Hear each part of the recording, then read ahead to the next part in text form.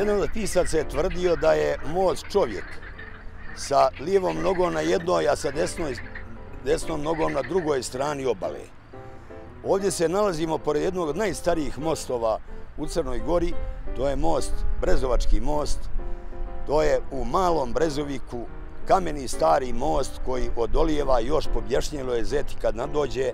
Ono što je vrlo bitno, taj most kojim su išli putnici za Pivu Goliju, Zagornje polje,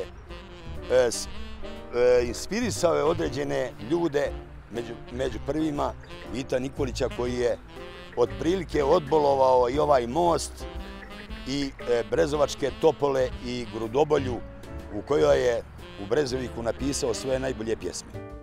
Brezovački most je koliko toliko očuvan za razliku od nekih mostova koji su od istog tog čovjeka koji ih je gradio porušeni u novije vrijeme.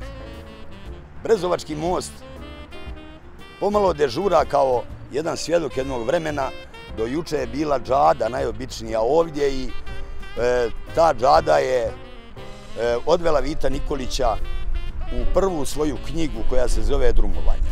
I most je zaslužio da ostane ovakav i da se eventualno, iako izgleda patiniran i stariji, on je ipak jedan od najučuvanijih mostova jer je i mnoštvo naroda koji dođe, i lovci, i ribolovci, i bolesnici u Brezoviku, i turisti i ostali, dive se njemu kako dolijeva Zeti koja svake skoro godine ima toliki priliv, ali još nije uspjela da preskoči njegove ove vijadukte.